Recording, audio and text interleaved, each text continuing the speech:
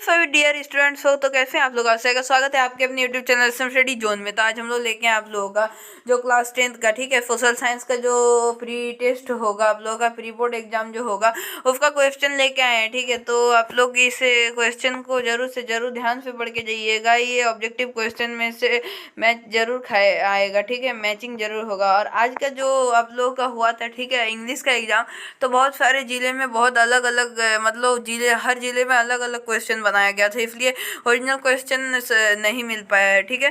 तो अभी हम लोग बढ़ते हैं आप लोगों के सोशल साइंस के क्वेश्चन की ओर। तो चैनल को सब्सक्राइब कर दीजिए, ठीक है, ताकि आप लोगों को इसका ओरिजिनल क्वेश्चन हम लोग दे सकेंगे। तो आप लोग को पहले मिलेगा, सबसे पहले मिलेगा आप लोगों का इसका ओरिजिनल क्वेश्चन, अगर हम लोग ओरिजिनल क्वेश्चन अपलोड करते हैं तो। इसलिए चैनल को सब्सक्राइब करके जरूर रखिए, ठीक है। तो बढ़ते हैं अभी हम लोग आप लोगों के क्वेश्चन की ओर, ठीक है। तो देखते हैं आप लोगों का क्वेश्चन क्या है। देखिए, आप लोगों का सेक्शन ए में क्वेश्चन पूछा गया है। क्या पूछा गया है सेक्शन ए में क्वेश्चन जो है वो है आप लोगों का 19वीं सदी के दौरान कौन ऐसी ताकत बनकर उभरा जिसने यूरोप के राजनीतिक और मानसिक जगत में भारी परिवर्तन ला दिया। तो कौन ऐसा था? तो आपका उदारवाद, साम्यवाद, राष्ट्रवाद या फिर निरंकुशवाद। तो करेक्ट आंसर है इसका आप लोगों का ऑप्शन नंबर 2 साम्यवाद, ठीक है, साम्यवाद। अब दूसरा क्वेश्चन में बोला गया है कि फ्रांस के प्रथम विद्रोह कब हुआ था। तो कब हुआ था? जुलाई 1801 में, जुलाई 1804 में, जुलाई 1815 में या फिर जुलाई 1830 में। तो फ्रांस में जो प्रथम विद्रोह हुआ था ना, वो हुआ था आप लोगों का जाके जुलाई 1830 में, ठीक है। फ्रांस में प्रथम विद्रोह जुलाई 1830 में हुआ था। ऑप्शन नंबर 4 करेक्ट है इसका।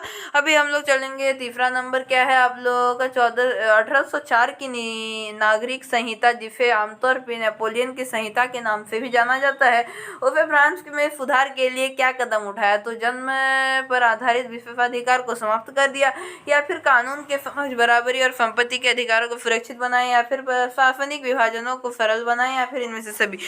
तो इसका जो करेक्ट आंसर है वो हो जाएगा आप लोगों का, देखिए इसका करेक्ट आंसर क्या हो जाएगा आपका। इसका करेक्ट आंसर है ऑप्शन नंबर 1, ठीक है। जन्म पर आधारित विशेषाधिकार को समाप्त कर दिया गया था। अब 1917 में गांधी जी ने खेड़ा जिले में किसानों के मदद के लिए सत्याग्रह का आयोजन किया था। खेड़ा भारत के किस राज्य में स्थित है? तो करेक्ट आंसर इसका हो जाएगा आपका राजस्थान, ठीक है, राजस्थान में स्थित है खेड़ा।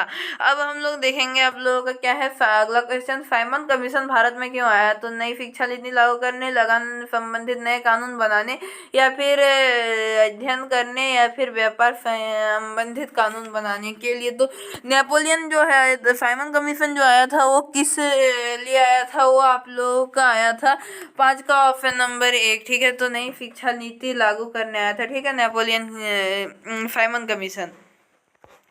अभी हम लोग देखेंगे आप लोग 1840 में दशक में मध्य से आयरलैंड में किसी बीमारी के कारण निम्न में से कौन सा फसल खराब हो गया जिससे लाखों लोग भुखमरी से मर गए। तो क्या है आप लोगों का आलू, मूंगफली, चावल, मक्का। करेक्ट आंसर है आप लोगों का मूंगफली, ठीक है। अभी देखेंगे आप लोग अगला क्वेश्चन क्या है। अगला क्वेश्चन बड़ा है थोड़ा सा, तो देखते हैं क्या है। प्रथम विश्व युद्ध खत्म होने से केवल 2 दशक बाद पूरा विश्व युद्ध शुरू हो गया, दूसरा विश्व युद्ध शुरू हो गया, जिसमें एक गुट में धुरी शक्तियां मुख्य रूप से नास्ती जर्मनी, जापान और इटली थी। दूसरा खेमा जो मित्र राष्ट्रों के नाम से जाना जाता था, उनमें कौन कौन से देश थे। तो करे क्या हो जाएगा, ब्रिटेन, सोवियत संघ, फ्रांस और भारत। ब्रिटेन, फ्रांस, अमेरिका और भारत। ब्रिटेन, सोवियत संघ, फ्रांस और अमेरिका। ब्रिटेन, सोवियत संघ, अमेरिका और भारत। तो इसका करेक्ट आंसर है जाएगा आप लोगों का ऑप्शन नंबर 3, ठीक है, ब्रिटेन, सोवियत संघ, फ्रांस और अमेरिका। अभी हम लोग देखेंगे अगला क्वेश्चन क्या है आप लोगों का। 1929 में आर्थिक मंदी के कारण दुनिया में ज्यादातर हिस्सों में निम्न में से किसको भयानक गिरावट दर्ज की गई। तो उत्पादन, रोजगार, आय और व्यापार, या फिर इनमें से कोई नहीं। तो करेक्ट आंसर है आप लोगों का रोजगार, ठीक है। तो अगला देखते हैं हम लोग का 9 नंबर क्वेश्चन में क्या बोला गया है। बुनकरों को कच्ची कपास की समस्या का सामना क्यों करना पड़ा। तो आप लोगों का कच्चे कपास के निर्यात में वृद्धि, कपास की फसल में नष्ट हो गई और स्थानीय बाजार सिकुड़ गए और निर्यात बाजार गिर गया। सो करेक्ट आंसर इसका हो जाएगा ऑप्शन नंबर 8, ठीक है, कच्चे कपास की निर्यात में वृद्धि हुई, ठीक है। अभी 10 नंबर क्वेश्चन में क्या बोला गया है। 19वीं शताब्दी के दौरान ब्रिटेन में सर्वाधिक गतिशील उद्योग कौन से थे। तो कौन से थे, धातु चीनी, या फिर कपास चीनी, या फिर कपास धातु, धातु या फिर कपास और पेट्रोलियम। तो करेक्ट आंसर है आप लोगों का कपास और चीनी। ठीक है, अभी हम लोग देखेंगे आप लोग 11 नंबर क्वेश्चन। तो क्या है 11 नंबर में, मुद्रण तकनीक सबसे पहले कहाँ विकसित हुई थी? तो भारत में, चीन में, फ्रांस में, यूरोप में। तो मुद्रण तकनीक सबसे पहले जो विकसित हुई थी वो थी आप लोगों का यूरोप में। ठीक है, मुद्रण यानी प्रिंटिंग। अब 12 नंबर है आप लोगों का, निम्न में से जातीय आंदोलन में मराठी प्रेरणा कौन थे और जिन्होंने अपनी पुस्तक गुलामीगिरी में जाति प्रथा के अत्याचारों पे लिखा? तो ज्योतिबा फुले, राजा राम मोहन राय, बंकिम चंद्र या फिर बाल गंगाधर तिलक। तो करेक्ट आंसर है आप लोगों का ज्योतिबा फुले। ठीक है, 13 नंबर क्वेश्चन का अभी हम लोग देखेंगे आप लोगों का। 13 नंबर क्वेश्चन में क्या बोला गया है? समाप्यता के आधार पर संसाधनों को 2 भागों में बांटा जाता है, उनके नाम है क्या है? जैव एवं अजैव संसाधन, नवीकरणीय और अनवीकरणीय संसाधन, विकसित एवं संचित संसाधन या फिर राष्ट्रीय एवं अंतरराष्ट्रीय संसाधन। तो करेक्ट आंसर है आप लोगों का जैव एवं अजैव संसाधन। अभी आप लोग देखेंगे 14 नंबर क्वेश्चन आप लोगों का। 14 नंबर क्वेश्चन में क्या बोला गया है? संसाधन के अंधाधुंध शोषण के किस प्रकार का वैश्विक परिस्थिति की संकट पैदा हो रही है? तो आप लोगों का इसका करेक्ट आंसर क्या हो जाएगा? 14 का आप लोगों का करेक्ट आंसर हो जाएगा ऑप्शन नंबर 2। ठीक है, ऑप्शन नंबर 2 इसका करेक्ट आंसर है ओजोन परत का अवक्षय। 15 नंबर क्वेश्चन देखते हैं आप लोगों का। वनों और वन्य जीव संरक्षण करना आवश्यक है क्योंकि इससे क्या होता है आप लोगों का? बेहतर वनस्पति के लिए बेहतर वनस्पति और पशुओं में जीनी विविधता को संरक्षित करती है। ठीक है, ऑप्शन नंबर 3 इसका करेक्ट है। अब 16 नंबर क्वेश्चन देख लेते हैं हम लोग। क्या है? वन और वन्य प्राणियों के संरक्षण के लिए किस प्रकार के वनों को सर्वाधिक मूल्यवान माना जाता है? तो कौन सा अवगीकृत वन या फिर आरक्षित वन या फिर कांटेदार वन या फिर रक्षित वन? तो करेक्ट आंसर है आप लोग ऑप्शन नंबर 4 रक्षित वन।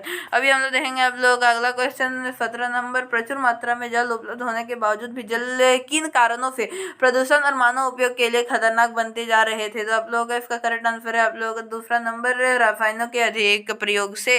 अभी आप लोगों का 18 नंबर क्वेश्चन में देखते हैं, मानसून के आगमन के साथ फसलें बोई जाती है, वो किस प्रकार की फसल के अंतर्गत आती है? तो आती है आप लोगों का किसके अंतर्गत? खरीफ। ठीक है, मानसून के प्रारंभ में खरीफ फसल ही बोया जाता है।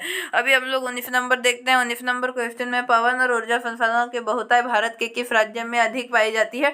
तो किस में अधिक पाई जाती है? इसका आप लोगों का करेक्ट आंसर हो जाएगा 19 का करेक्ट आंसर है ऑप्शन नंबर 3। ठीक है, राजस्थान में। ठीक है, राजस्थान में बहुतायत पाई जाती है। अभी हम लोग देखेंगे 20 नंबर क्वेश्चन आप लोगों का। जल एवं उर्वरकों के अधिक और विवेकपूर्ण प्रयोग से किस प्रकार की समस्याएं पैदा हो गई है? तो जलाक्रोतता, लवणता या फिर सूक्ष्म पोषक तत्वों की कमी या फिर इनमें से सभी। तो करेक्ट आंसर कौन सा हो जाएगा?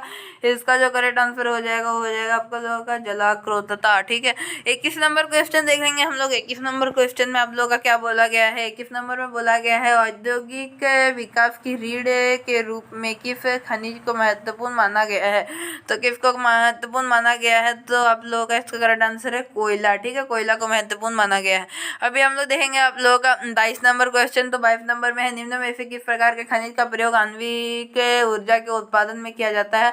तो क्या हो जाएगा इसका करेक्ट आंसर? इसका करेक्ट आंसर हो जाएगा आप लोगों का यूरेनियम और मैग्नीशियम को। अब 23 नंबर क्वेश्चन देखते हैं। वायु प्रदूषण निम्न में से किस प्रकार अपना दुष्प्रभाव डालता है? तो आप लोगों का मानव स्वास्थ्य पर दुष्प्रभाव डालता है। अभी हम लोग देखेंगे इसका, ये आप लोगों का 1 नंबर ऑप्शन इसका आंसर होगा। अब 24 नंबर देखेंगे क्या है आप लोगों का। बेल्जियम में अल्पसंख्यक के रूप में किस भाषा को बोलने वाले लोग तुलनात्मक रूप से ज्यादा समृद्ध और ताकतवर है? तो इसका क्या हो जाएगा आप लोगों का करेक्ट आंसर? बेल्जियम में फिनली। ठीक है, अभी हम लोग जाएंगे आप लोगों का 25 नंबर क्वेश्चन की ओर। जब 1956 में श्रीलंका में कानून बनाया गया तो उसमें किन किन बातों को जोड़ा गया? तो करेक्ट आंसर है क्या है? ऑप्शन नंबर 1, फिनली को एकमात्र राजभाषा घोषित कर दिया गया। अभी मतलब वहाँ पे क्या किया गया आप लोगों का? फिनली को जो है सारा प्रभुत्व दे दिया गया। ठीक है, तो अभी हम लोग देखेंगे 26 नंबर क्वेश्चन क्या है आप लोगों का। निम्न में से कौन कार्यपालिका और विधायिका द्वारा बनाए गए कानूनों पे अंकुश रखता है? तो कौन रखता है आप लोग का? यहाँ पे आके प्रधानमंत्री रखते हैं। ठीक है, प्रधानमंत्री का इनमें हक होता है। 27 नंबर क्वेश्चन है, पोखरण जहाँ भारत के 1998 अपने परमाणु परीक्षण के लिए वह भारत के किस राज्य में स्थित है? तो किस राज्य में स्थित है आप लोगों का? उत्तर प्रदेश में स्थित है। ठीक है, अभी हम लोग देखेंगे 28 नंबर क्वेश्चन। 28 नंबर क्वेश्चन में सामाजिक विभाजन अधिकांश पर आधारित होता है, तो किस में आधारित होता है आप लोगों का? मृत्यु पर, विवाह पर, जन्म पर, शिक्षा पर। करेक्ट आंसर है आप लोगों का क्या है? करेक्ट आंसर इसका मृत्यु पर आधारित होता है। ठीक है, मृत्यु पर। अभी हम लोग देखेंगे इसके बाद वाला क्वेश्चन क्या है। 29 नंबर, सांप्रदायिक राजनीति राजनीति की इस सोच पे आधारित होते हैं कि धर्म की सामाजिक समुदाय का निर्माण करता है, और इस मान्यता के अनुकूल सोचना क्या कहलाता है, तो कहलाता है आप लोगों का सांप्रदायिकता। अभी हम लोग देखेंगे अंतिम क्वेश्चन, 30 नंबर क्वेश्चन क्या बोला गया है, निम्न में से किस राज्य में मृत्यु दर सबसे कम है, तो किस में कम है मृत्यु दर सबसे, तो पंजाब में मृत्यु दर सबसे कम है। ठीक है, तो आज के वीडियो में बस इतना ही, मिलता है एक न्यू वीडियो में और एक न्यू टॉपिक के साथ। तो चैनल को तब तक फटाफट सब्सक्राइब करके रख दीजिए।